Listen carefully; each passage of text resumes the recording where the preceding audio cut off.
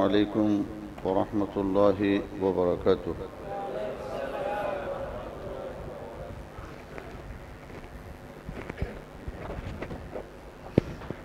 نحمده ونصلي ونسلم على رسوله الكريم.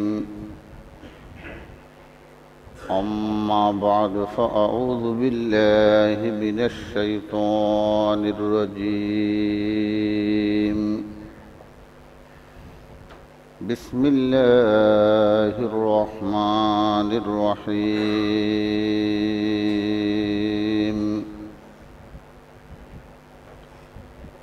ولا تقربوا الزنا إنه كان فاحشة وساء سبيلا.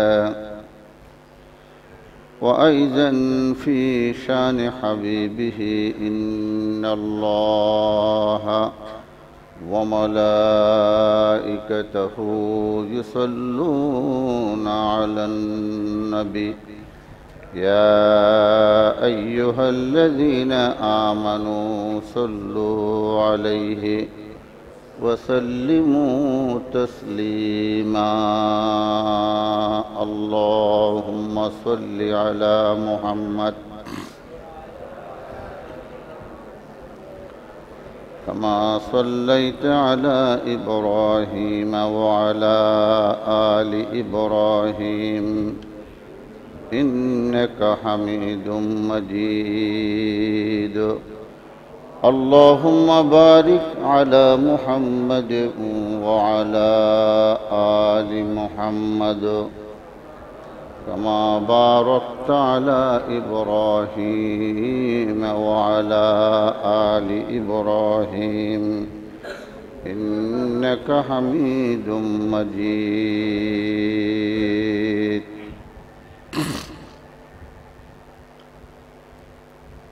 মহান আল্লাহ সুবহানাহু ওয়া তাআলার অগণিত অসংখ্য শুকরিয়া যে আল্লাহ সুবহানাহু ওয়া তাআলা আমাদেরকে সালাতুল জুমা আদায়ের জন্য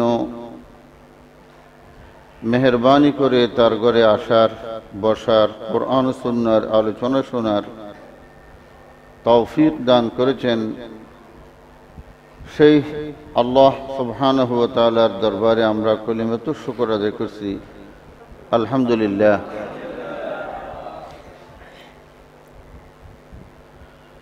সম্মানিত হাজিরিন, কোরআনুল কারীমের একটি আয়াত আপনাদের সম্মুখে পড়েছি।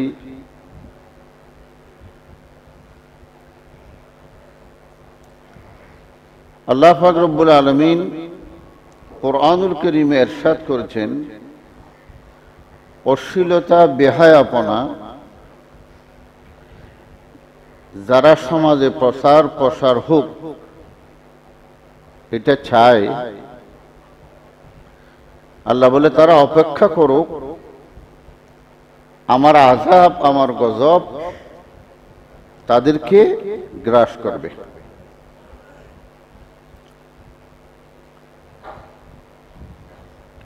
আর 2 দিন পর আমাদের দেশে একটি দিবস পালন হচ্ছে, সারা পৃথিবীময় এই দিবসটির নাম হচ্ছে বিশ্ব ভালোবাসা দিবস, ভ্যালেন্টাইন্স ডে।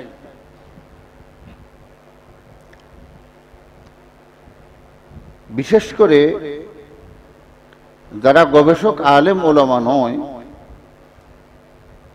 এই ব্যাপারে তারা কিছুই বলতে পারে না। আর আপনি যখন এই বিষয়ের উপর আলোচনা করবেন, দেখবেন, গবেষণা করবেন, তখন আপনি কেঁচু কুটতে গিয়ে জাতীয় সাপ বের হয়ে আসে। এই প্রতিটি দিবসের পিছনে রয়েছে মুক্তি পূজা এবং অন্যান্য ধর্মের সংস্কৃতিকে লালন পালন করা। সেই জন্য মেহেরবানি করে আপনারা মন দিয়ে শুনবেন। কিয়ামতের ময়দানে আল্লাহ রাব্বুল আলামিন তার বান্দাকে বলবেন দাঁড়াও। এই কথা বলার পর আল্লাহ বান্দাকে বলবে আমি তোমার নিকট কয়েকটি প্রশ্ন করব, তুমি আমার প্রশ্নের উত্তর দাও।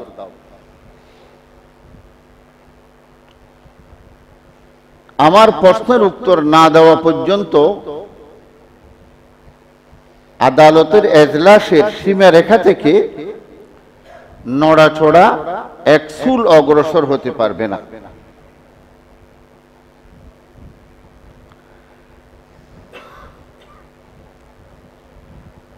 قال النبي صلى الله عليه وسلم ما تزول قدم عبد يوم القيامة حتى يسأل عن خمس عن عمره فيما أفناه।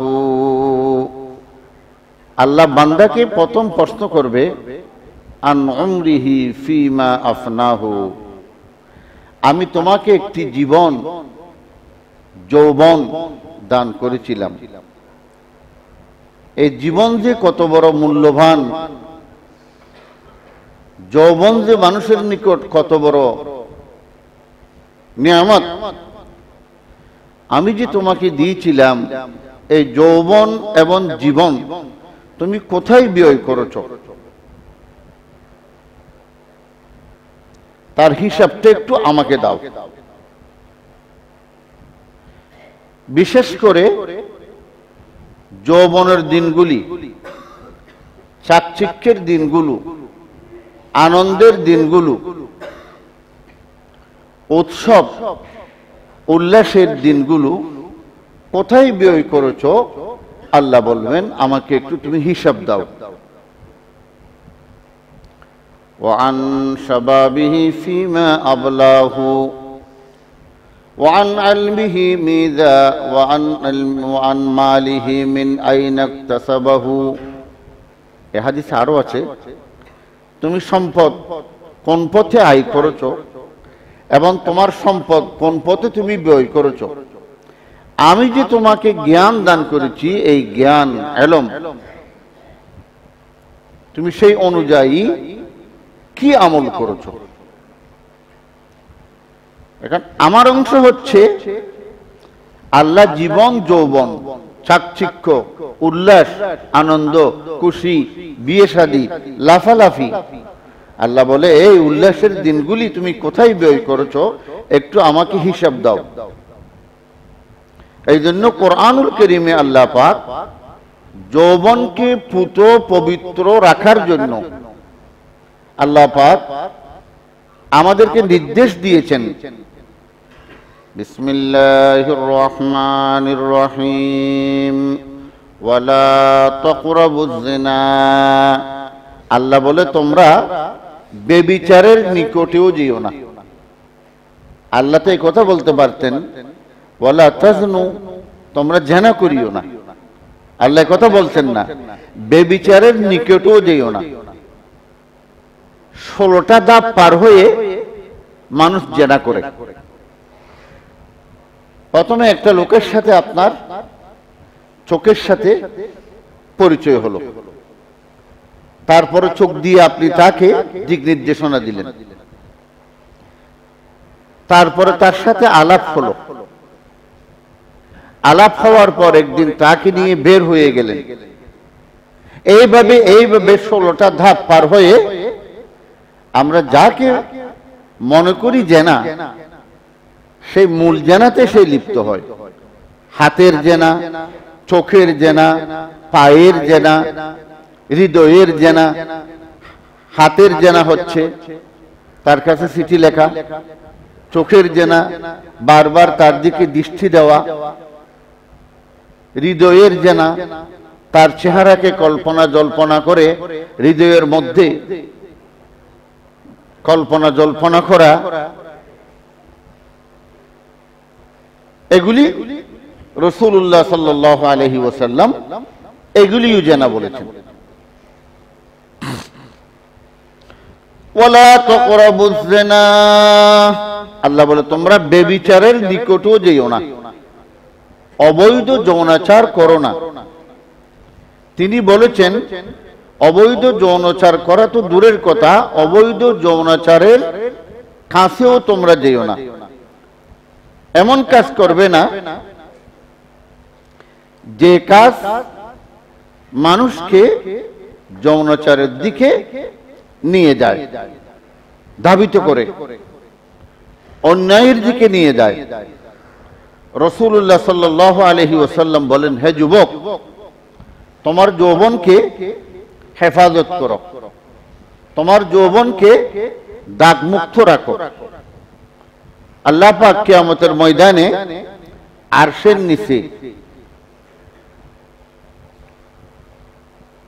ভিআইপি বান্দাদের জন্য আল্লাহ একটি প্যান্ডেল করবেন, আরশের নিচে টাকানো হবে কিয়ামতের দিন ভিআইপিদের জন্য, নবী রাসূলদের জন্য, শহীদদের জন্য, সিদ্দিকদের জন্য।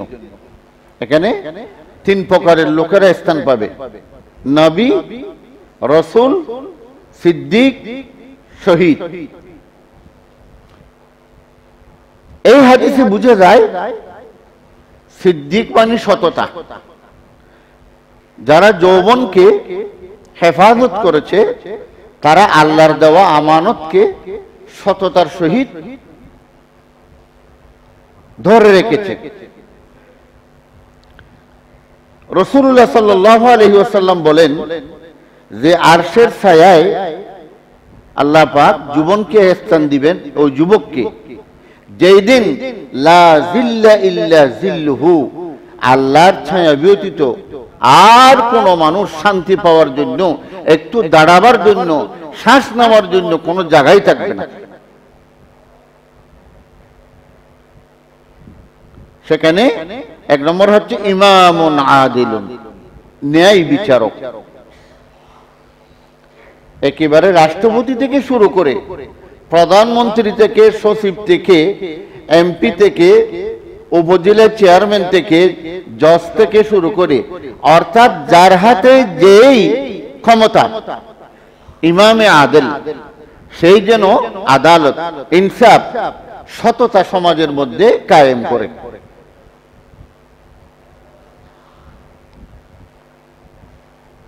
ওয়াশাবুন নাশা ফি ইবাদাতিল্লাহ, ওই যুবক যার যৌবনের নশা, নশা বুঝেননি আপনারা, খেতে দেখবেন যখন ধনে পাতার জন্য ধনে যখন ফেলে, একটু একটু আস্তে আস্তে গাছের পাতা দেখা যায়, অর্থাৎ মাটি থেকে প্রথম যে পাতাটি একটু দৃষ্টিতে আছে। ওয়াশাবুন নাশা ফি ইবাদাতিল্লাহ, ওই যুবক যার যৌবনের নশা আল্লাহর ইবাদতের উপর নির্মিত হয়েছে। যেমন মুহাদ্দিসিনে কেরাম বলেছেন, যিনি দাড়ি ওঠার সময় প্রথম দিন যে দাড়ি উঠেছে, প্রথম দিন থেকে দাড়িকে আর কাটে নাই। কিয়ামতের ময়দানে আল্লাহ তিনজন ব্যক্তিকে হিসাব নিকাশ করার পর তাদের অনেক আমলনামায় গুনাহ, এটাও একটি মুসলিম শরীফের হাদিস। আল্লাহ বলে, ফেরেশতারা বলে, আল্লাহ তার এমন কোন গুনাহ নাই যে গুনাহ তার আমলনামায় নেই। আল্লাহ বলে, তিনটি জিনিস এদিকে, তিনটি জিনিস ওইদিকে, দুই দিকে আছে কিনা দেখো, সে ঠিক মতো সালাত আদায় করছে কিনা, যাকাত দিয়েছে কিনা, এবং কোন মানুষের মনে কষ্ট দিয়েছে কিনা। আল্লাহ বলে এগুলি নেই। আচ্ছা, আল্লাহ বলে আর তিনটি জিনিস দেখো। সে যুবক হওয়ার পর থেকে ইসলাম যে একটা ফিতরতের ধর্ম। قال رسول الله صلى الله عليه وسلم كل مولود يولد على الفطرة।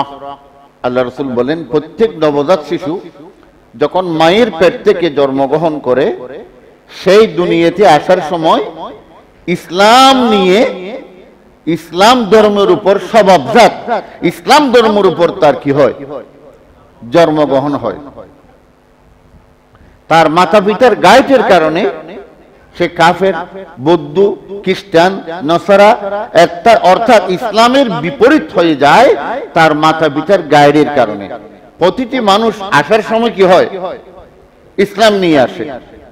এই জন্যই প্রথম ইসলামের দাওয়াত হচ্ছে জন্মগ্রহণের পরে কি করো? আযান দেওয়া। ইমাম মালিক রহমতুল্লাহ, ইমাম শাফি রহমতুল্লাহ আলাইহি কি সুন্দর কথা বলেছেন, আযানুল আযানুল আযানুল মার'i হিনা তিফলু ইয়াতি আযানুল মার'i আযানুল মার'i আযানুল মার'i হিনা তিফলু ইয়াতি ওয়া তাখিরুস সালাতি ইলাল মামাতি দলিলুন আন্না মাহয়াহু ইয়াসিরুন কামা বাইনাল আযান ইলাস সালাতি। এই কবিতা দুটি পেয়েছিলাম 7-8 বছর আগে। মক্কা শরীফে একটা গজা মার্কেট ছিল মসজিদের যেদিকে, এখন ভেঙে ফেলেছে, এগুলি সব হেরম শরীফ হয়ে গেছে। হজের সময় সৌদি সরকার ধর্ম মন্ত্রণালয় সালাতের উপর, যাকাতের উপর বড় বড় বুলেটিন করে বিভিন্ন মসজিদে পোস্টারগুলি লাগিয়ে দেয়। এক মসজিদে দেখলাম সালাতের গুরুত্বের উপর একটা পোস্টার, তখন দাঁড়িয়ে দাঁড়িয়ে পড়ছিলাম।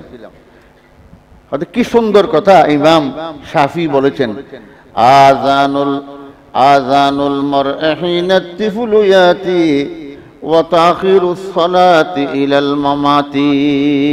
ইমাম শাফি রহমতুল্লাহ আলাইহি বলেন, হয়তো নবজাত শিশু যখন জন্মগ্রহণ করে তার আগমনে আযান দেয়া হয়। তার আগমনে কি দেয়া হয়?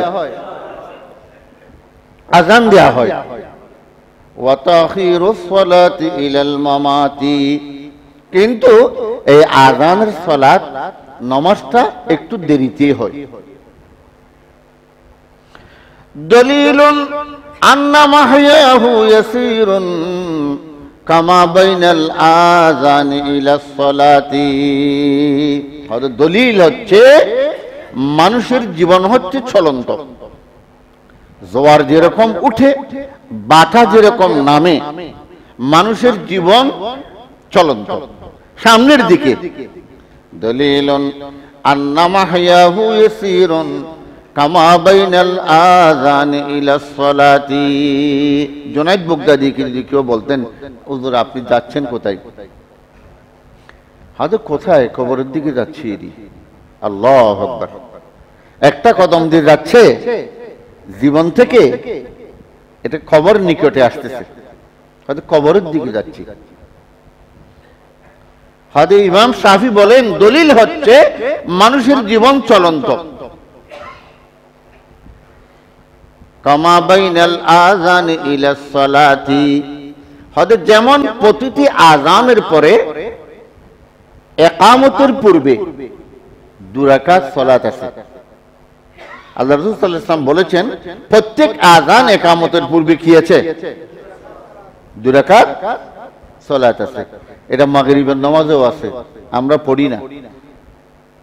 আল্লাহ রাসূল এই নামাজটার উপর তাকিদ একটু কম দিয়েছেন, কিন্তু হাদিসে আসছে কেউ পড়তে চাইলে পড়তে পারবে। এই জন্য ইমাম আযান দেওয়ার পরে একটু দেরি করতে হবে। আমাদের দেশে তো কেউ পড়ে না, আর দেরি করে লাভ নাই। মক্কা শরীফে পড়ে, অনেকেই পড়ে। কেউ চাইলে পড়তে পারবেন, এটা হাদিসের মধ্যে এসেছে। প্রত্যেক আযান এবং ইকামতের মাঝখানে কি আছে? 2 রাকাত নামাজ আছে। ইমাম শাফি বলেন প্রত্যেক আযান থেকে ইকামতের মাঝখানে যতটুকু সময়, হয়তো আমি যে আজকে জন্মগ্রহণ করলাম, আমার মৃত্যুটা যে 80 বছর বয়সে হচ্ছে, 70 বছর বয়সে হচ্ছে, আখিরাতের সময়ের সাথে এই পার্থিব জীবনের সময়কে যদি আমি যোগ বিয়োগ করে মিলাই, হয়তো দেখা যায় এক আযানের পরে ইকামতের মাঝখানে যতটুকু সময়, এই দুনিয়ার হায়াতটা আমার হচ্ছে 90 বছর 80 বছর, অতটুকু সময়। আর এরপরে অনন্ত যত হায়াত আমার রয়ে গেছে আমার জীবনের সবগুলি হচ্ছে আখিরাতের সময়। কেমন ভাবে হিসাব করে দেখাইছেন দেখেন। সেজন্য অল্প সময়কে মূল্যায়ন করতে হবে। ওই যুবক আল্লাহর আরশের ভিআইপি প্যান্ডেলে থাকবেন। কোন যুবক? যে যুবকের কোন কোয়ালিফিকেশন নেই, সেই কোনো মাস্টার্স লেখাপড়া করে নাই, কোন মাদ্রাসায় গিয়ে কামিলে হাদিস পড়ে নাই। একমাত্র ওই যুবক, যে যুবক তার যৌবনকে হেফাজত করেছে, আল্লাহ বলে ওই যুবককেও নবীদের সাথে শহীদদের সাথে আমি ভিআইপি একই প্যান্ডেলে কিয়ামতের ময়দানে রাখবো, যেই দিন আমার ছায়া ছাড়া আর কোনো ছায়াই থাকবে না। তাহলে কত বড় মর্যাদা! সেই জন্য দেশের জন্য, সরকারের জন্য ফরজ যেন মানুষের চরিত্র, যুবকদের চরিত্র নষ্ট না হয়, এদিকে লক্ষ্য রাখা। এখন চরিত্রের উপর কোনো মেহনত নেই। দেখেন, সারা পৃথিবীতে যখন কোনো অসুবিধা দেখা দেয়, দেশে যখন মহামারী হয়, বন্যা হয়, তখন জাতিসংঘ এসে আমাদেরকে ত্রাণ দেয়। যে দেশে কাপড়ের অভাব সেখানে বস্ত্র দেয়, যেখানে খাদ্যের অভাব সেখানে খাদ্য দেয়, যেখানে চিকিৎসার অভাব সেখানে ওষুধ দেয়। কথাটা বুঝেন? আমাদের দেশে খাদ্যমন্ত্রী আছে, স্বাস্থ্যমন্ত্রী আছে, বস্ত্রমন্ত্রী আছে। এগুলোর জন্য প্রত্যেক মন্ত্রণালয় আছে। কিন্তু আল্লাহ রসুলকে আল্লাহ যে মন্ত্রণালয়ের দায়িত্ব দিয়ে পাঠিয়েছেন, সেই মন্ত্রণালয়ের দায়িত্ব নেই। ইন্নাকা লাআলা খুলুকিন আযীম। আল্লাহ বলে আমি আমার নবীকে সর্বশ্রেষ্ঠ চরিত্রের অধিকারী করে পাঠিয়েছি। চরিত্রের মন্ত্রণালয় আমাদের দেশে নেই। আচ্ছা বলেন তো, জাতিসংঘের একটা স্লোগান আছে, সেটা কি আপনারা বলেন তো? স্বাস্থ্য সুখের মূল। স্বাস্থ্য কি? সুখের মূল। সেই জন্য জাতিসংঘ সবসময় মানুষের স্বাস্থ্যের দিকে দৃষ্টি দেয়। ভিটামিনের অভাব হলে আমাদের এখানে টিকা পাঠাচ্ছে, ভ্যাকসিন দিচ্ছে। খাওয়ার অভাব হলে স্বাস্থ্য, বস্ত্র কিসের জন্য? স্বাস্থ্যের জন্য। খাওয়া দাওয়া কিসের জন্য? স্বাস্থ্যের জন্য। তাহলে স্বাস্থ্যের উপর অনেক মেহনত হচ্ছে, কিন্তু চরিত্রের উপর মেহনত হচ্ছে না। আল্লাহ রসুলকে পাঠিয়েছিলেন চরিত্রের মন্ত্রণালয় দিয়ে। আচ্ছা আপনারা দেখেন তো, কি স্বাস্থ্য সুখের মূল না চরিত্র সুখের মূল? সেটা এমনি বলছেন যে বুঝতে পারেন না। যদি আমাদের মসজিদে আজকে জুমাতে দেখা যাচ্ছে দুইটা সোর ধরা পড়ছে, জোতা সোর। একটা খুব ইষ্টপিষ্ট পুষ্টিকর মোটা, আর একটা খুবই হ্যাংলা। আপনারা গণপিটুনি কাকে বেশি দিবেন? হ্যাঁ, যার কাছে স্বাস্থ্য বেশি তাকে। তো স্বাস্থ্য কি সুখের মূল হলো না গণপিটুনির মূল হলো? আল্লাহ রাসূল বলেন, ইন্না ফিল জাসাদি মুযগাতান, প্রতিটি মানুষের হৃদয়ের মধ্যে এমন একটি মাংসের টুকরা আছে। আল্লাহ রাসূল বলেন, যে মাংসের টুকরা যদি ভালো থাকে, শরীরের অঙ্গ প্রত্যঙ্গ অন্য সবগুলি ভালো থাকে। আর যদি ওই অঙ্গ খারাপ হয়ে যায়, অসুস্থ হয়ে যায়, সারা শরীর অসুস্থ হয়ে যায়, আলা ওয়াহিয়াল কলব, আল্লাহ রাসূল বলেন সেই মাংস টুকরার নাম হচ্ছে কলব। সমস্ত পরিকল্পনা জল্পনা মানুষ কোত্থেকে নেয়? কলব থেকে নেয়। আপনি কারো বিরোধিতা করবেন, কারোর সাথে যোগাযোগ করবেন, কাউকে মারবেন অথবা কাউকে বাঁচাবেন, রিমোট কন্ট্রোল আমার কি? কলব। আল্লাহ রসুল বলেন কলব। আল্লাহ আল্লাহ রসুলকে পাঠাইছিলেন তাজকিয়াতুন নফস, চরিত্রের মাধ্যমে মানুষের কলবকে ঠিক করার জন্য।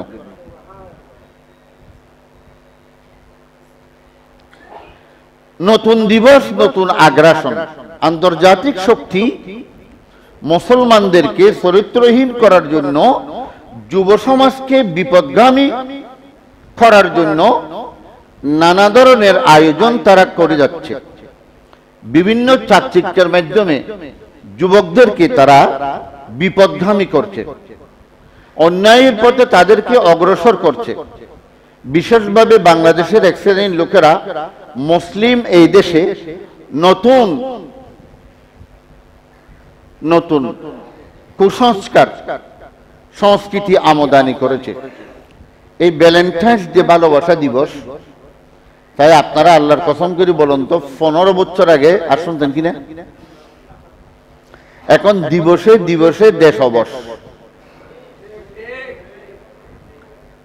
ওদিন একটি বই পড়লাম, বাংলাদেশে বর্তমান 783টি দিবস হয়েছে। পানি দিবস, কিডনি দিবস, ভালোবাসা দিবস, আবার বউর সাথে একসাথে হানিমুন দিবস, এরকম করতে করতে করতে করতে করতে দিবস।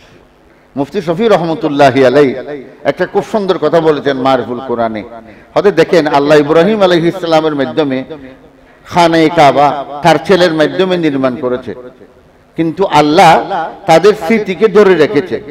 কিন্তু তাদের নামে কোনো দিবস পালন করা, হয়তো ইসলাম তো এরকম আমাদেরকে কোনো প্রোগ্রাম দেয় নাই। এই দেখেন, এখন দিবস পালন করতে গেলে দেখেন তো, যারা ওলি বুজুর্গদের ওরস করে এই মাসের, এই বছরের এই তারিখ, তাহলে আপনি যদি আবু বকর সহ ধরেন, প্রথম 300 বদরি সাহাবী, আল্লাহ রসুলের জমানায় সাহাবীর সংখ্যা ছিল, আল্লাহ রসুল যখন হজ করতেছেন তখন 1,24,000, সবাই তার সাহাবী। তো সবার যদি আমরা এক একটা দিবস পালন করি, যেরকম বলি বুজুর্গদের ওরস করা হয়, ওরস আবার বিভিন্ন নাম আছে। আমি আপনাকে বলি, এগুলোর জন্য অনেক সময় শিক্ষিত লোক খোঁজা হয়। ভালোবাসা দিবস এটা বাংলা, তো ইংলিশে ভালোবাসাকে কি বলা হয় বলুন তো? লাভ। কথা না বুঝি কথা বলো। ইংলিশে ভালোবাসাকে কি বলা হয়? লাভ। আর দিনকে কি বলা হয়? ডে। তাহলে বাংলাতে যদি ভালোবাসা দিবস হয়, তাহলে ইংরেজিতে লাভ ডে না হবে, ভ্যালেন্টাইন্স ডে কেন হলো? এই দেখেন, শব্দগুলি বুঝতে হবে। যে শব্দের নামের সাথে একটু গোলমাল আছে, মনে করবেন তার ভিতরে গেলে অনেক সময় দেখা যায় না, মহিলারা বেগুন পোড়ার সময় একটু সন্দেহ লাগলে একটা ছোট ছিদ্র দেখাও যাচ্ছে না, যখন খাটে ভিতরে গিয়ে দেখা যায় এত বড় পোকা। নামে যার গোলমাল আছে, ভিতরে বেশি গোলমাল। দেখুন, সবে বরাত, সবে বরাত, সব ফার্সি শব্দ, বরাত আরবি শব্দ। তার মানে এক খাতের মধ্যে এই গিরা পর্যন্ত এটা জার্মানি পার্ট, এবং এই থেকে এটা পর্যন্ত থাইল্যান্ডের পার্ট। সবে বরাত। এই দেখেন, নামকরণে কি বল, যেমন নামাজের পরে আমরা বলি মোনাজাত, এটা মোনাজাত না। মোনাজাত বলা হয় দুই ব্যক্তি একে অপরকে জড়াইয়ে ধরে কানে কানে গোপন কথা বলা। তা আরবিতে মোনাজাত বলা হয় ইন্নাল আবদু ইউনাজি বিসসালাত, বান্দা যখন সালাত অবস্থায় থাকে তখন মোনাজাত। সালাতের পরে আর কোনো মোনাজাত শব্দ ব্যবহার হয়নি। সালাতের পরে আছে রফে ইয়াদাইন। রফে ইয়াদাইন মানে সাহাবায়ে কেরাম বলতো, কোনো কারণে কোনো একটা দোয়া করতে গেলে আল্লাহর কাছে হয়তো রফে ইয়াদাইন করি, তার মানে হাত তুলে। হাত তোলাটা দোয়ার আদাব, হাত তোলাটা কোনো মোনাজাত নয়। কারণ ভিক্ষুক যখন চায় তখন সে হাতটা দেয়, এজলাসে যখন দাঁড়ায় আদাবের জন্য এইভাবে হাত বেঁধে রাখে। তা আরবিতে বলা হয় রফউল ইয়াদাইন, আমরা যে দুই হাত তুলে দিয়ে মোনাজাত করি, দুই হাত উঠানো এই আরবিতে বলে রফউল ইয়াদ, রফা। আর ইয়াদাইন মানে দুই হাত। আরে মা কারে বুঝাতাম, এই নামকরণে গোলমাল দে। প্রত্যেক হাদিসের কিতাবে আছে নামাজের পরে আল আযকার বাদাল মাকতুবা, ফরজ সালাতের পরে জিকির করা, এটা আছে প্রত্যেক হাদিসের কিতাবে আছে। কিন্তু আমরা করি মোনাজাত। কারণ কি? আমরা নগদ পাওয়ার জন্য অস্থির হয়ে যাই। ইবাদতের নফল নামাজ যদি 2 রাকাত যতক্ষণ সময় লাগে, আপনি 2 রাকাত নফল নামাজ পড়ছেন, যতটুকু কেরাত দিয়ে সেজদা, রুকু, তাশাহুদ, তাসবিহ এখানে যা সময় দিয়েছেন, যা সুন্দর করে নামাজ পড়ে, তাহলে 10 মিনিট লাগলো ধরেন। তাহলে আপনি যদি এর পরে 15 মিনিট হাত তুলি মোনাজাত করেন, আল্লাহ ফেরেশতাদেরকে বলে, দেখছেন না আমার বান্দা কত বড় আচালাক। আচালাক মানে চালাকের বহু বছর কাজ করছে 10 টাকার, কিন্তু মূল্য চাচ্ছে 15 টাকার।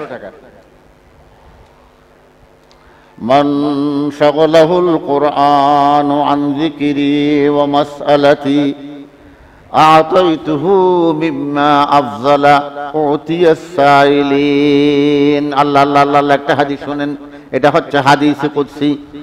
قال الله تبارك وتعالى, আল্লাহ পাক বলেন, মান শাগালাহুল কুরআন, আমার যে বান্দা আমার কোরআন নিয়ে ব্যস্ত, একটা শব্দ সকল, মান শাগালাহুল কুরআন, সকল তো বুঝেন, সকল মানে ব্যস্ত। আল্লাহ বলে যে ব্যক্তি আমার কোরআন নিয়ে ব্যস্ত, এক শব্দ। কোরআন নিয়ে ব্যস্ত অর্থ হচ্ছে অনেক। যিনি মাদ্রাসা দিয়েছেন, যিনি কোরআন পড়াচ্ছেন হেফজখানায়, মাদ্রাসায় অথবা এতিমখানায়, তাদের বাদ করতে কে দিবে? মানুষের কাছে চাঁদা কালেকশন করছে। মাদ্রাসার জন্য বিল্ডিং নির্মাণের জন্য মানুষের দুয়ারে দুয়ারে যাচ্ছে, সিমেন্ট চাচ্ছে, রড চাচ্ছে। আপনি কোরআনের হেফজখানা দিয়েছেন, ছেলেদের পিছনে আপনি কষ্ট করতেছেন। মান শাগালাহুল কুরআন, আল্লাহ বলে আমার যে বান্দা কোরআন নিয়ে ব্যস্ত, আন যিকরি ওয়া মাসআলাতি, কোরআনের ব্যস্ততার কারণে আমার কাছে বেশি বেশি নফল নামাজ পড়ে 2 হাত তুলে আমার কাছে দোয়া করার সময় সে পাচ্ছে না। কোরআনের ব্যস্ততায় সেই আমার কাছে কিছু চাওয়ার, নফল নামাজ পড়ার সময় পাচ্ছে না। আতাইতুহু আফযালা মিম্মা উতিয়াস সাইলিন, আল্লাহ বলে বান্দারে যারা নামাজ পড়ে জিকির করে আমার কাছে হাত তুলি চাচ্ছে, আল্লাহ বলে তোকে চাইতে হবে না, তুই না চাইতে আমি তোরটা সর্বপ্রথম বন্টন করে রেখেছি। আল্লাহু আকবার। দেখেননি? কারণ কি? মেসাল দিলে একটু কথাগুলি মানুষের বুঝে আসে। আপনি যখন বিয়ে শাদীর খাওয়া দাওয়া করেন ক্লাবের মধ্যে, বুড়ো বুড়ি যারা আসতে পারে না, অথবা সর্বপ্রথম পরিবারের খাবারগুলি 20 জনের 40 জনের মাগরিবের সময় পাঠিয়ে দেয়। আল্লাহ বলে যারা রাতের 11টায় মেহমান আসবে তারা খাবে, ঠিক, তোরা 11টায় দেব না, মাগরিবের আগে তোর বাসায় পাঠিয়ে দেব। খাওয়ার আগে আমি তোর জন্য বাজেট করে রেখেছি। কোন ব্যক্তি? যে ব্যক্তি কোরআনের ব্যস্ততার কারণে নফল নামাজ পড়া, জিকির আজকার করা, আল্লাহর কাছে চাওয়ার সময় পাচ্ছে না। আল্লাহ বলে যারা চাচ্ছে, নফল নামাজ পড়ছে, জিকির করছে, দোয়া করছে, আমি তাকে যা দেব তোকে তার চেয়ে আরো ডবল দেব, না কোথাতে দেব।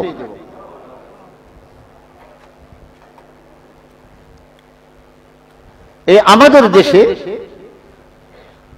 1993 ইংরেজিতে সর্বপ্রথম এই ভ্যালেন্টাইন্স ডে ভালোবাসা দিবস আমদানি করেছে।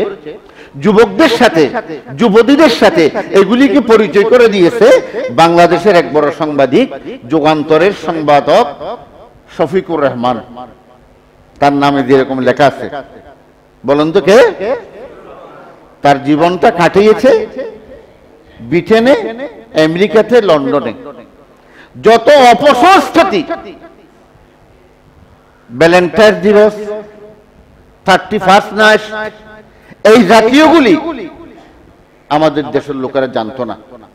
যুবক যুবতীদেরকে পরিচয় করে দিয়েছে, এমনকি 1993 ইংরেজির পূর্বেই কোন মানুষ এগুলি জানত না। আমরা তাকে অন্তর থেকে ধিক্কার জানাই। সে একজন খারাপ লোক, নষ্টভ্রষ্ট লোক, এমন আল্লাহর কাছে তার জন্য বিচার দায়ের করলাম। যারা হাজার হাজার যুবক যুবতীদের চরিত্রকে, যৌবনকে, ইসলামী সভ্যতাকে, কালচারকে দুলিশ্বেদ করে মাটির সাথে মিশিয়ে দিয়েছেন, দেশে বেহায়াপনা, অশ্লীলতা জন্ম দিয়েছে, আল্লাহ তাকে শাস্তি দান করুক।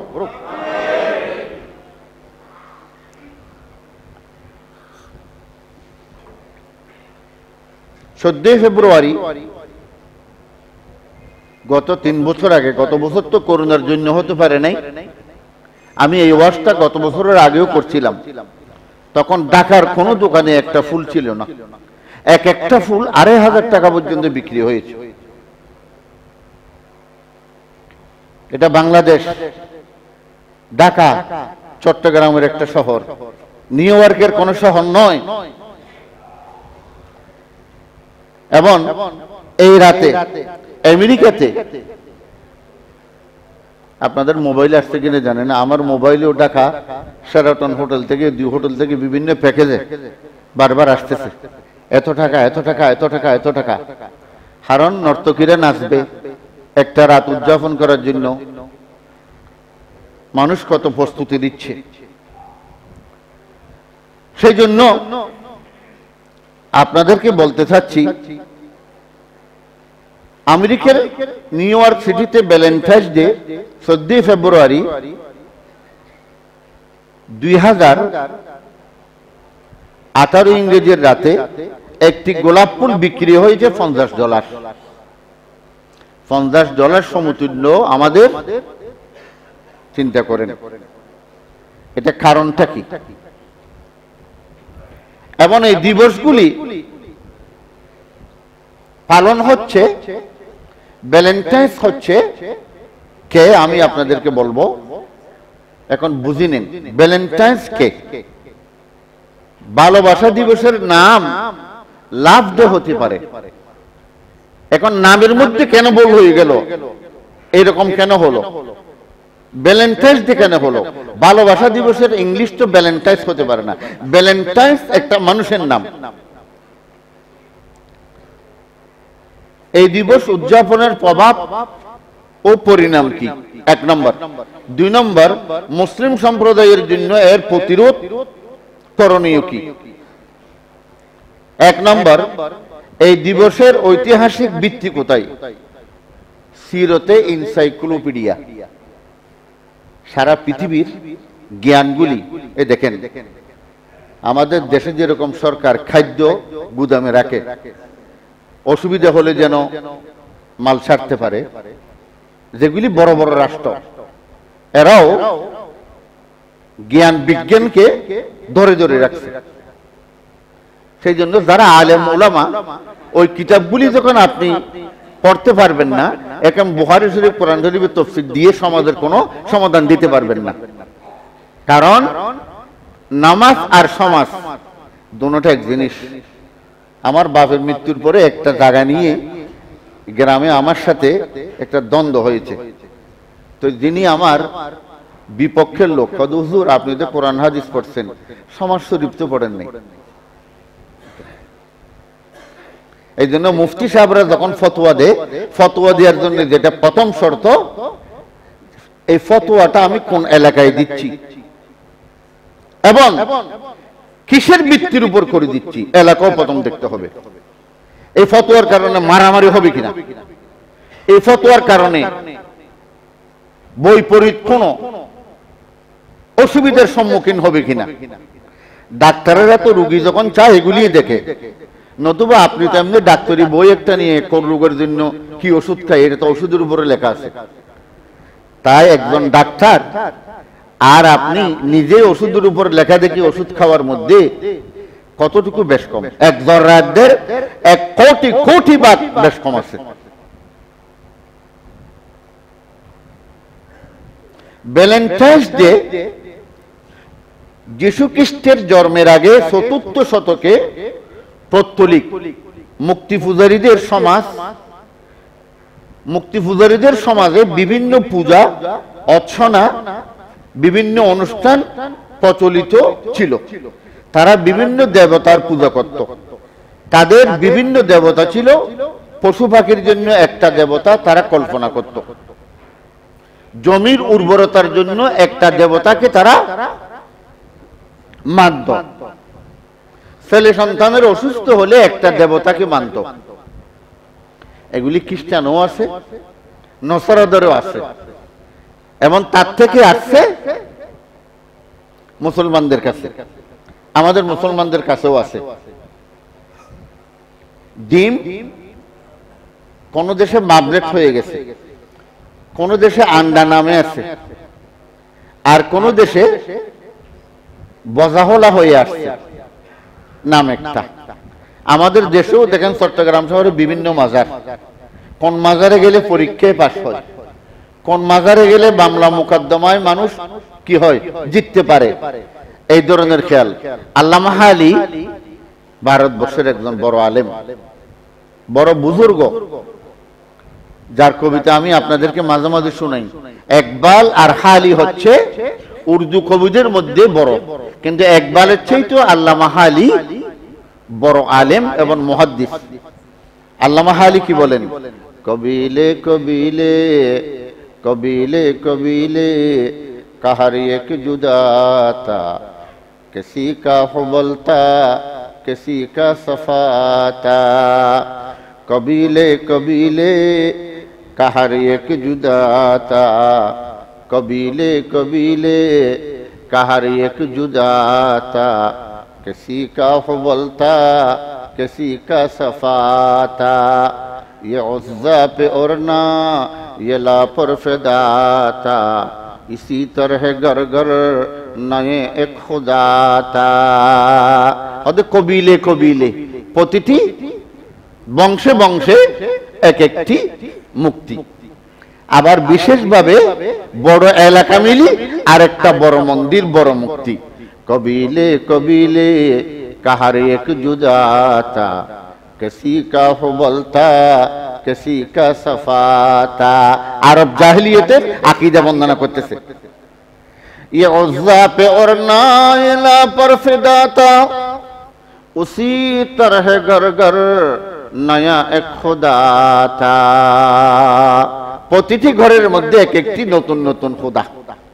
এখন আমাদের দেশে অনেক সময় দেখা যায় কিছু কিছু ফিসাব আছে যাদের ফটো বাড়িতে আছে, সকালবেলা বের হওয়ার সময় বস ওখানে একটু দাঁড়াই, হাত এবাদে বাঁধে না, এবাদে হিন্দুরা বাঁধে, আর তারা এবাদে বাঁধে হুজুর কেবলাকে চুমু দিয়ে মাথাতে কপালে হাত দিয়ে তারপরে বের হয়। তো আবু জেহেল তো আমাদের চেয়ে অনেক ভালো ছিল। কেমন আবু জেহেলের আকীদা খুব মজবুত, তো বেশি মজবুত। আবু জেহেল দিনে হলে রসুলের বিরোধিতা করত, আর রাতে হলে একটা বিরাট রশি নিয়ে ফাঁসির মঞ্চে এরকম গিয়ে রশিটা বেঁধে আল্লাহকে বলতো, আল্লাহ আমি যেই তোমার নবীর বিরুদ্ধে এগুলি কথা বলি, এত সাহস দিয়ে কথা বলি, এই সাহসের একমাত্র মূল শক্তি হচ্ছে তোমার উপরে রাখি করি। বদরের যুদ্ধ যেদিন হবে এর কয়েকদিন পূর্বে আল্লাহ রসুল তওয়াফ করতেছে, খানায়ে কাবার বলতেছেন ধরে আল্লাহ রসুল আল্লাহর কাছে কান্নাকাটি করতেছে, আল্লাহ ইসলামের দুশমনরা উঠে পড়ে লেগে উঠছে, এই যুদ্ধে তুমি আমাদেরকে বিজয়ী দান করো। আল্লাহ রাসূল তওয়াফ করে এদিক দিয়ে খাতিমে কাবার দিক দিয়ে যাচ্ছেন, ওই দিক দিয়েও আল্লাহর ঘরের একটি দরজা আছে। আল্লাহর ঘরের দরজা আসলে দুইটা, একটাকে বন্ধ করে দেওয়া হয়েছে। এটা যারা অভিজ্ঞ লোক বারবার যারা যায় ভালো করে দৃষ্টি দিলে বুঝতে পারে, মক্কা শরীফের পাথরগুলি যেগুলি বসাইছে এগুলি প্রতিটা পাথর কোনো এক সাইজের না, বিভিন্ন সাইজের। ঠিক আল্লাহর ঘরের দরজা এদিকেই যেরকম সোজাসুজি পিছনের অপর দিকেও এই পাথরের যে এভাবে বসাইছে চতুর্পাশে এরকম দরজার চিহ্নটা দেখা যায়, শুধু রেখাটা আছে। এই জিনিসটা দেখার পর, কিতাবে পাওয়ার পর আর আমি সামনের দিকে কষ্ট করি না, কারণ সামনের দিকে একদিকে হাজার আসওয়াদে সন্দেহের সময় বদর, ওহদ, হুনাইন যুদ্ধ সেখানে চলতেছে, আরেকদিকে মুলতজিমে মানুষ ধরার জন্য এখানে জাম, আল্লাহর ঘরের চৌকটের সামনে জাম। তো যে কোনো একটা দরজায় হাত দিলে হয়ে যায়। দোনো দরজা হাদিসের মধ্যে আছে দোয়া কবুল হওয়ার। এই জন্য সোজাসুজি আমি ওদিকে গিয়ে ধরি, চিনি বলি। গ্রামের মধ্যে ধান যখন কেটে ফেলে এই মৌসুমে, তখন মানুষ আর রাস্তা দিয়ে হাঁটে না, বাজারে যাওয়ার সময় জমিনের মাঝখান দিয়ে যায় পথ ছোট হয়ে যাওয়ার জন্য। এও ফাতার গিয়ে চলে গেলাম এই দিকে। আল্লাহ রসুল দেখতেছে, ওমা আবু জেহেল আল্লাহর কদ্দরে কাঁদতেছে। আল্লাহ রসুল শুনলো কি বলে, হদে হে আল্লাহ, কয়েকদিন পরেই বদরের যুদ্ধে যাব মুহাম্মদের বিরুদ্ধে অস্ত্র নিয়ে, আল্লাহ রে তুমি আমাকে সাহায্য করো। তা আবু জেহেল কার কাছে সাহায্য চাইল? হ্যাঁ, তো এই জমানার মুসলমান নামদারি মুশরিক যারা, এদের চেয়েও তো আবু জেহেলের আকীদা আল্লাহ আল্লাহ কত গুণ মজবুত ছিল, সেটা তো আপনি ধারণাও করেন এই ঘটনা থেকে।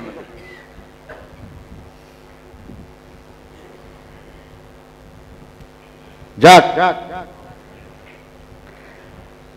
তাহলে তারা জমির উর্বরতার জন্য একটা দেবতার উপাসনা করত, ব্যবসা বাণিজ্যের জন্য আরেকটা, এইরকম এইরকম এইরকম এইরকম।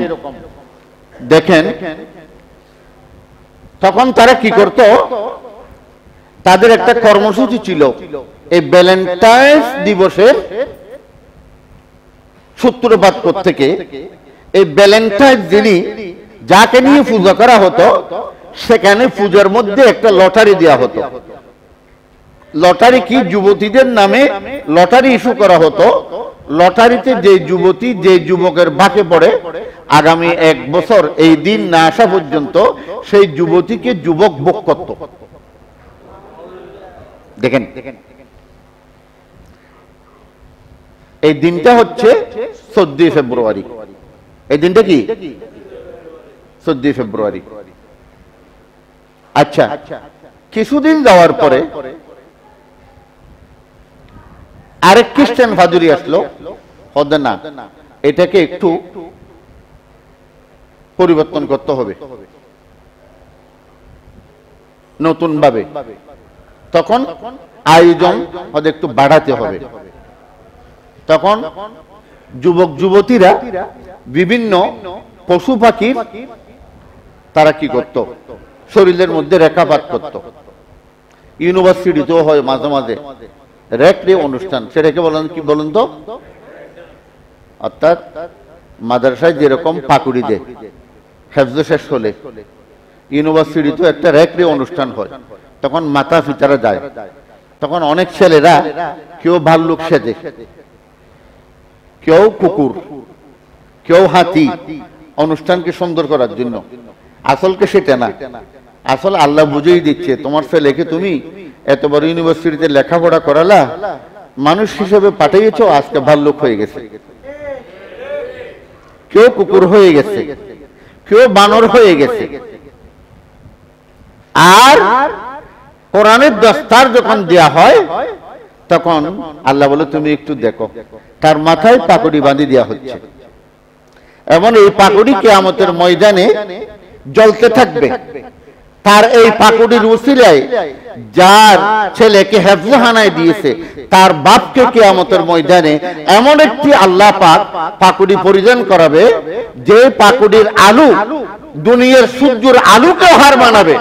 তখন মানুষেরা বলতে থাকবে মিন জৌই শামসি, হাদিসে আছে, এটা খেয়ে দুনিয়াতে তো ওই লোকটা আমাদের মতো এত গাড়ি বাড়িও ছিল না, এত স্ট্যান্ডার্ড ফ্যামিলিও ছিল না, সে এমনি রিক্সা চালাতো অথবা রোডে বসে হকারের মতো কিছু কাপড় চোপড় বিক্রি করতো, এগুলো তো এত বড় লোক নয়, সেই কেন আজকে রাজার মতো এই হাল।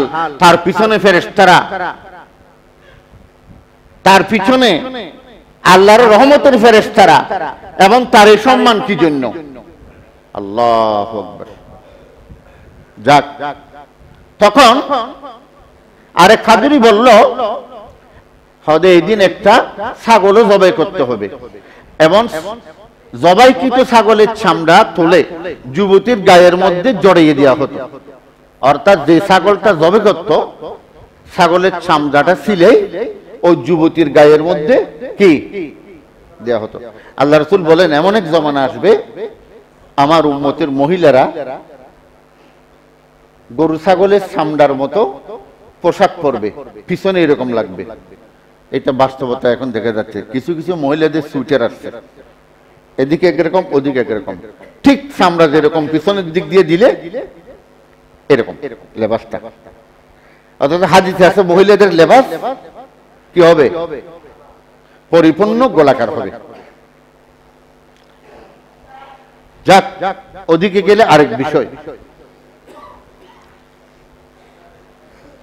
তাহলে চামড়াটা মহিলার গায়ের উপর জড়াইয়ে দিতে হবে, এবং ছাগলের যে জবাইকৃত রক্তগুলি তারা সংরক্ষণ করত, এই রক্ত এবং কুকুরের রক্ত রঞ্জিত, কুকুরকে জবাই করে আর কিছু রক্ত নিত। একটি চাবুক যুবকের হাতে দেওয়া হতো, যুবক সেই চাবুক দিয়ে চামড়া পরিহিত যুবতীকে আঘাত করত। যুবককে একটা ছুরি দেওয়া হতো, এবং কুকুরের রক্ত ওই ছাগলের রক্ত মহিলাটির গায়ে মেখে দিয়ে যুবককে বলা হতো, তুমি একটা ছুরি দিয়ে তাকে একটু কি করো, জখম করো। তারা মনে করত এই চাবুকের আঘাতের কারণে যুবতীটি যত গুনাহ করেছে সব গুনাহগুলি মাফ হয়ে যাবে। এর কিছুদিন পরে আরেক নতুন খ্রিস্টান ধর্মের আবির্ভাব হলো। খ্রিস্ট ধর্ম ছিল আহলি কিতাবের ধর্ম। কিসের ধর্ম? আহলি কিতাব, ইনজিলের ধর্ম। কাজে এই জাতীয় পৌত্তলিক কুসংস্কারকে আসমানি ধর্ম হিসেবে খ্রিস্টান ধর্ম সমর্থন করতে পারে না। এই জন্য তারা এই প্রথা ও সংস্কৃতির বিরুদ্ধে অবস্থান গ্রহণ করলো, কিন্তু তারা এই প্রথাকে রোধ করতে পারলো না। তখন তারা এই অনুষ্ঠানকে বিশুদ্ধ করার চেষ্টা শুরু করলো। আরেকটু সহিশুদ্ধ করি, অনুষ্ঠান ঠিক থাকবে, তবে একে একটু বিশুদ্ধ করা হবে। কিভাবে? তারা বলল যে আগের অনুষ্ঠানটি ছিল দেবতার নামে, এখন হোক ফাদুরির নামে। এ দেখেন, এখন আসতেছে আবার কার নামে? ফাদুরির নামে। আগে ছিল দেবতা, এখন জীবিত ওলি পূজা। ওলি পূজা দুই প্রকার, একটা মরে গেলে মাজার পূজা, আর জীবিত থাকলে জীবিত পূজা। কিন্তু মাজার পূজার চাইতে জীবিত পূজা মারাত্মক।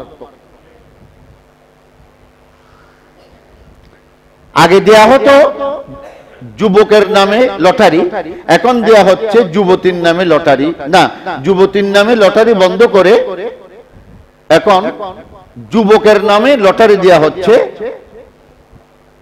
ফাদিরির নামে। অর্থাৎ এই ফাদিরিকে যুবক দিয়ে লটারি দেওয়া হলো, যে যুবকের নাম উঠবে ওই ফাদুরি ওই যুবককে 1 বছর রাখবে। কি রাখবে? কতটা বলেন? 1 বছর। আপনারা একটা কিতাব দেখবেন, মুফতি শফি রহমতুল্লাহি আলাইহি, পাকিস্তানের, বলেন তো? সুন্নতু, ওনার একটা কিতাব আছে সুন্নতু বিদআত। সুন্নতু বিদআত। উনি বলেছেন লাওয়াতাত মানে পুরুষে পুরুষের সমকামিতা, এটা প্রথম আসছে খ্রিস্টান ফাদুরিদের থেকে।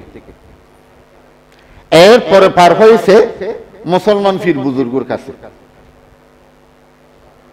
যেসব ফির বুজুর্গ নিজ বাড়িতে বিবিকে নিয়ে থাকে না, জুনায়েদ বুগদাদি বলে তুমি এই ধরনের বুজুর্গের দরবার দেখলে আল্লাহকে ভয় করে দূরে থাকো। বাংলাদেশের একজন আলেম দেখছি কক্সবাজার ওয়াজের দাওয়াতে গুলো তার বউকে সঙ্গে নিয়ে যায়। কত মানুষ কত কিছু মিডিয়ায় বলছে, উনি তার এগুলি পাত্তা দেয় না। এবং বাংলাদেশে তার চেয়ে বড় আলেম নেই মোল্লা কমালউদ্দিন জাফরি। আমার বউ আমার সাথে থাকবে। এই জন্য মুফতি শফি রহমতুল্লাহি আলাই উনি বলেছেন সর্বপ্রথম সমকামিতা খ্রিস্টান ফাদুরির কাছ থেকে প্রকাশ। খ্রিস্টান ফাদুরি থেকে সমকামিতা রোড ম্যাপ নিয়ে খানাকায় ঢুকছে। কোথায় ঢুকছে? খানাকায়। এই জন্য যারা পীর বুজুর্গ আলেম হোক পার্টি বাই, এটা শরীয়তে নিষিদ্ধ। যদি কোনো কারণে কোনো হুজুর কোনো ছেলেকে দিয়ে পার্টি দেয় তাহলে গোড়ালির নিচে থাকতে হবে, উপরে উঠতে হবে না। তখন এগুলি যারা বড় বড় আলেম বুঝছে, মোজাহেরুল মাদ্রাসার একজন বড় মোতামিম ছিলেন, জীবনও একটা টাকা বেতন নেন নাই, তিনিও বড় লোক ছিল, মৌলানা আব্দুল জলিল সাহেব। সেই যে সিঁড়ি থাকতো, যেদিকে তার ডান হাত বাঁচত সেখানে লেখা ছিল ইত্তাকুল্লাহ, আল্লাহকে ভয় করো। সবাই এক ব্যক্তি তাকে বুজুর্গ হিসেবে মেনে নিয়েছেন। কখনো কোনো ছেলেদেরকে বলেন নাই আমাকে এক বদনা ফাড়ি আনি দাও। যাক, এই জন্য ইসলাম বৈরাগ্যবাদী ধর্ম নয়। আল্লাহ রাসূল বলেন বৈরাগ্যবাদী মানে কি? রহবানিয়ত। ছেলে মেয়ে কেউ নাই, তুমি একা একা খানাকায় থাকবা, শুধু মুরিদরা আসবে খাওয়ার দাওয়ার নিয়ে, আর তুমি এই তালে থাকবা, এটা না। সালমান ফারসি রাদিয়াল্লাহু তাআলা আনহু বলেন আমি একে একে আল্লাহ পাওয়ার জন্য 8 বছর বয়সে বাপ শিকল দিয়ে বেঁধে রেখেছে, আমি সেখান থেকে বের হয়ে বাপের ব্যবসা বাণিজ্য ছেড়ে দিয়ে অনেক বড় ধনী ছেলে, তার ইতিহাস পড়লে আল্লাহ আল্লাহ চোখকে রাখতে পারি না। আমি দীর্ঘ 17 বছর 6 জন খ্রিস্টান ফাদুরের খেদমত করেছি। আল্লাহ রসুলকে পাবো কেমনে? আসমানি কিতাবে কি লেখা আছে? একের পর এক খ্রিস্টান ফাদুরি মৃত্যুর সময় আমাকে আরেক খ্রিস্টান ফাদুরির নাম বলতো, আমি সেই দেশেই যেতাম। এরকম করে করে 17 বছর তাদের গোলামি করেছি। একটা ফাদুরি কি ভালো পেয়েছি, আর 6টা ফাদুরি আমি দেখছি সব বদমাশ।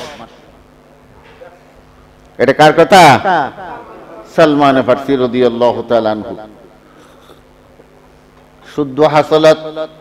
শুদ্ধ হাসালাত মর্দানা দারান শাহ সোহবতে সিবিয়ান রকবত বাজনা। আল্লামা শেখ সাদি মারে মা কি বিরুদ্ধে মৌলভীওয়ালা আজ দেবীন 15 নম্বর একটা কিতাব আছে, 4th শ্রেণীতে পড়ায়।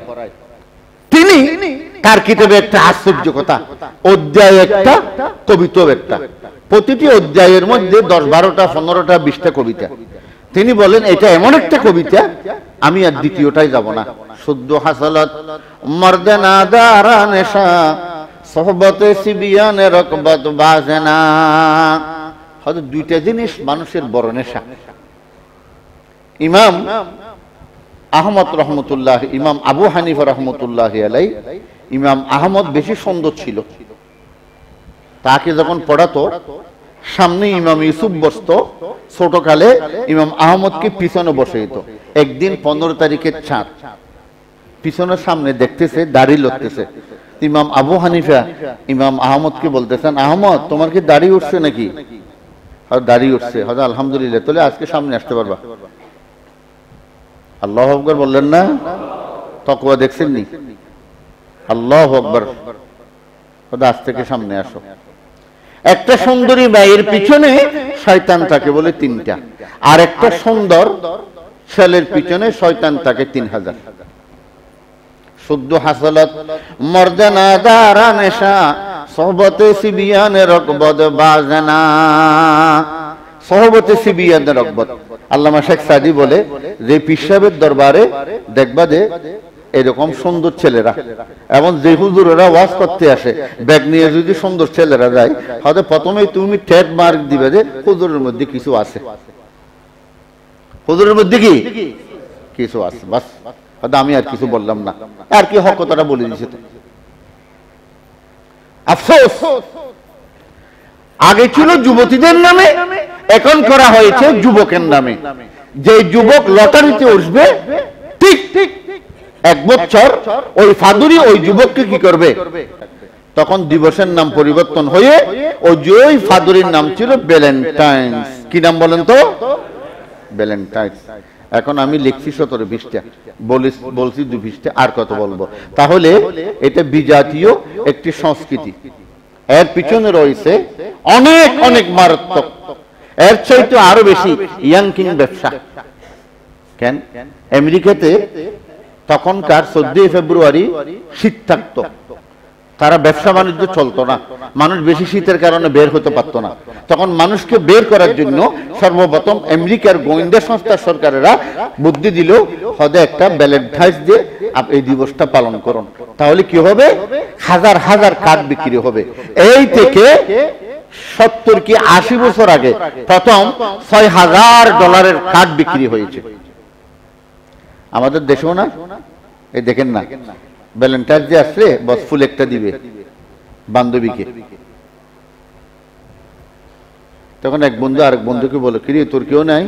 বন্ধু, না তো তুই কেউ নেই, তুই ওটা মানুষ না, হরহরাবাদের তো খারাপ নিরামিষ ছাড়া বেনে ঢুকছে। দেখেন 1 বছর পর্যন্ত এই বুতে ইয়া চিন্তা করতেছে, আর মতো মরত্ব দুনিয়াতে কি লাহু, একটু একটু 1 বছর পর্যন্ত চিন্তা করে, আগামী বছর পর্যন্ত জান প্রাণ চেষ্টা দিই, বাস বান্ধবী ফাই ব্রেনে ঢুকে দিয়ে দে। আহারে আফসোস, এই দেখেন কত লক্ষ লক্ষ টাকার কি হবে, কার্ড বিক্রি হবে, আমি তোমাকে ভালোবাসি। আজকে যখন সকালে কিতাব দেখতে গেলাম, আর একটা জিনিস দেখলাম, কিছু কিছু মানুষ মানুষকে বিদায় দেওয়ার সময় কি বলে, ভালো থেকো। ওমা সৌদি এক আলেমে বলতেছে এটা আরেক বিষ শব্দ, এখানে বিষ আছে। কি বিষ আছে আমি বুঝে নেই। তখন একদিকে দেখতে গিয়ে আরেক দিকে দেখতেছি, পড়তেছি, হয়তো ভালো রাখার মালিক তো আল্লাহ, ভালো থেকো এই কথাটা শিরিক। ওমা হয়তো কেন? আমাদের দেশের আলেমরা খুব শিরিক কম বুঝে, তৌহিদও কম বুঝে, আকীদার উপর মজবুত না। তো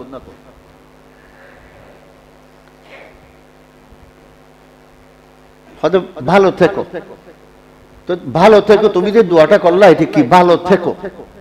ভালো কোত্থেকে থাকবে? ভালো রাখার মালিক তো আল্লাহ। এইটা হচ্ছে অন্তঃসার শূন্য শব্দ, যার ভিতরে কোনো কিছু লুকায়িত নাই। বলতে হবে সাহাবায়ে কেরাম একে অপরকে বিদায় দিলে আল্লাহু ইয়াহফাজ, আল্লাহ তোমাকে হেফাজত করুক, আল্লাহু আকবার, আল্লাহ তোমাকে।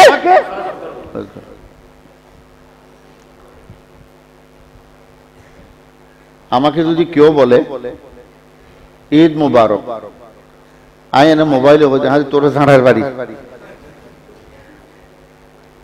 আল্লাহ রাসূল দোয়া শিক্ষা দিয়েছে আর তুই বেদাত শিক্ষা দিচ্ছ। অনেকে ভালোবাসে, যারা মহব্বত করে জানে না, এই ধরনের ভ্যালেন্টাইন দিবে তো মোবাইলের মধ্যে মেসেজ দে, তুমি কি করবে? আল্লাহ আমাদেরকে এই কুসংস্কার থেকে, বিজাতীয় সভ্যতা থেকে, অসভ্যতা থেকে আল্লাহ যেন আমাদেরকে হেফাজত করে, আল্লাহ যেন আমাদের ঈমানকে মজবুত রাখে, আমরা যেন হক কথা বুঝে ঈমান নিয়ে তৌহিদ নিয়ে কবরে যেতে পারি। ওয়া আখির দাওয়ানা আলহামদুলিল্লাহি রাব্বিল আলামিন। আসসালামু আলাইকুম ওয়া রাহমাতুল্লাহ।